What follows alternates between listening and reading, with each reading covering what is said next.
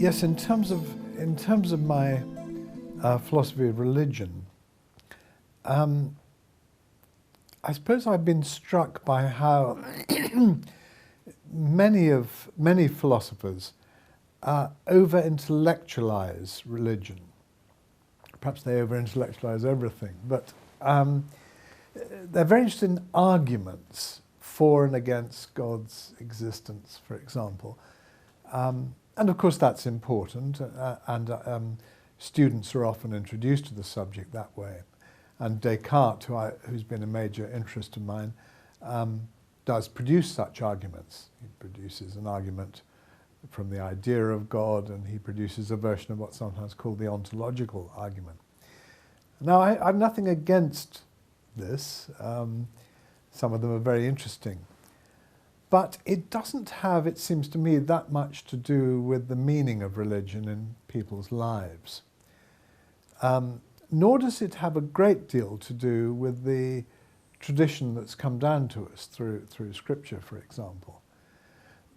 The reality which the great figures of the Old Testament and the New Testament, for example, are called to respond to isn't really much to do with questions like, did God create the Big Bang, or is there a first cause of the cosmos, or is there a prime mover, or is there a being whose essence entails his existence? It's primarily a moral reality. People are called on to change their lives, to follow a certain path, maybe to go on a journey, maybe to think again about some of the ways of living they've been taken for granted. So the idea of the primacy of the moral, if you like, over the theoretical is something I wanted to try and get over in my most recent book, Why Believe? Why should we, I suppose the thought was, why should we believe? Why believe? Some people would answer, well, because here are these arguments which prove that there's a being who is omnipotent, omniscient, and created the world. Well, again, I'm not knocking any of that. It's of great interest, and for people interested in deductive arguments, that it's very well worth investigating. But the fundamental impetus, the motor of belief, speaking personally, has much more to do with, I think, the way we live, with the practical dimension, how we should live, and also, this gives it a particularly religious spin, it's how we should live as imperfect beings who all too often fail to pursue the good, but are drawn to lesser, apparently glamorous, apparently interesting, apparently fascinating things, but which turn out to be not in the end ultimately valuable. So it's the moral dimension, and it's also, I think, the experiential dimension, what we experience. And this is perhaps one of the central arguments in the book, that the nature of our experience, in particular our moral and our aesthetic experience, that's to say, the way we experience moral requirements and the way we experience the wonders of the natural world, that these, in a certain way, draw us towards something beyond ourselves, towards values that resonate for us, that compel that demand, that, as it were, attract us, that draw us on. And that, I think, is connected with the religious impulse.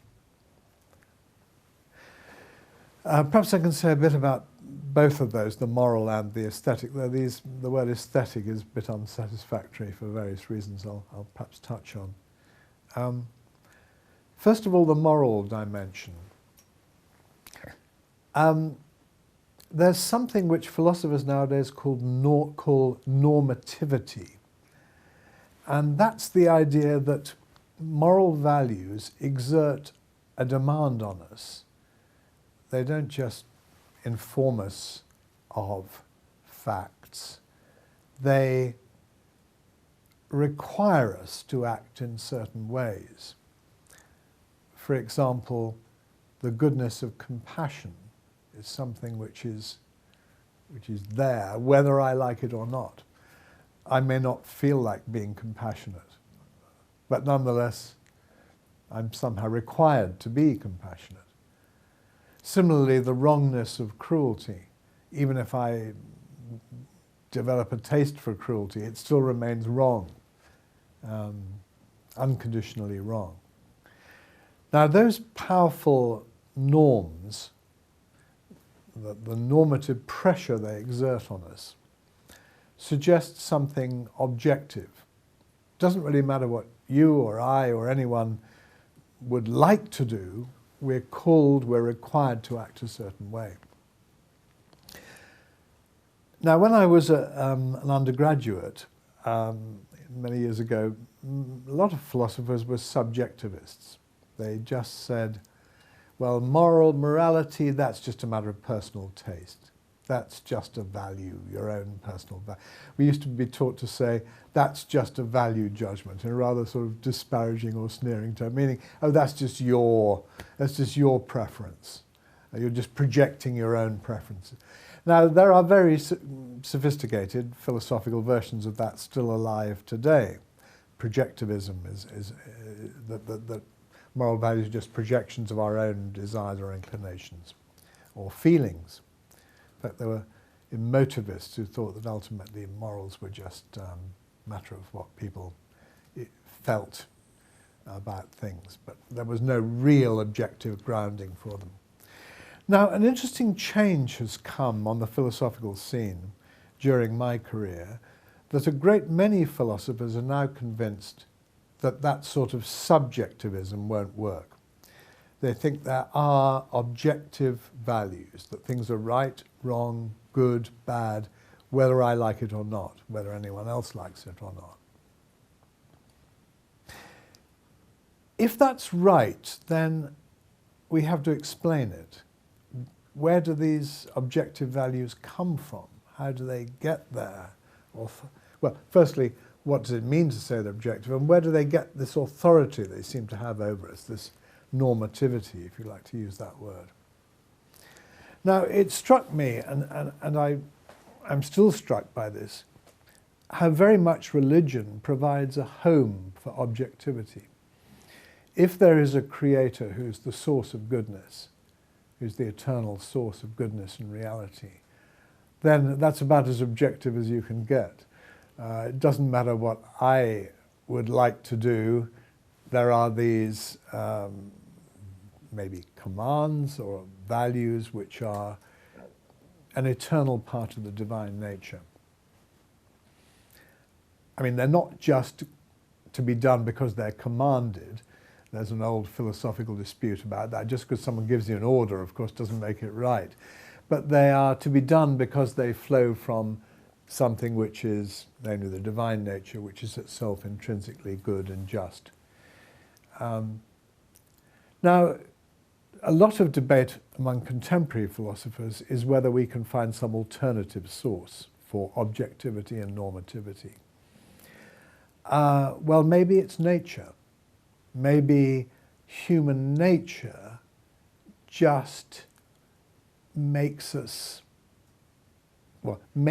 that if we live a certain way we will flourish, and if we live another way we won't. So that's another possibility, that somehow nature or human nature grounds morality and gives it its objectivity. But in my view, there are problems with that. One problem is that our nature is not always good. As David Hume, the atheist philosopher, said in the 18th century, a particle of the dove is kneaded into our frame, sort of nice, peaceful, probably, but alongside elements of the wolf and the serpent. So if I just consult human nature, I find compassion, I find altruism, I find generosity, but I also find aggression, selfishness, viciousness, cruelty. So all these things are natural, unfortunately. The bad ones are as natural as the good. So it seems to me it can't be nature alone which gives the authority. The authority has to come from some other source. And traditional theism provides one such source. You could say, well, these values are just there, rather like mathematical truths. What you could say, what's the source of the necessity of mathematics? Well, some mathematicians are Platonists. They just say there are these mathematical realities, eternal mathematical realities. And I suppose you could take the same line about ethics. You could say that there just are objective values, full stop. I can't philosophically refute that, but I prefer my values to be grounded in a substance, namely God. It seems to me it gives a more satisfying and a more coherent account of them than just saying they're floating around in some Platonic limbo. And that's somewhat crude oversimplification, but perhaps it gives something of the flavour of why I think morality is true objective morality is, as it were, at home with theism, with belief in God, in a way it isn't quite at home elsewhere. But perhaps, I mean, that's a somewhat intellectual argument, somewhat philosophical argument. But there's also, I think, a more personal point here about the way we experience value. We experience it, I think, with awe.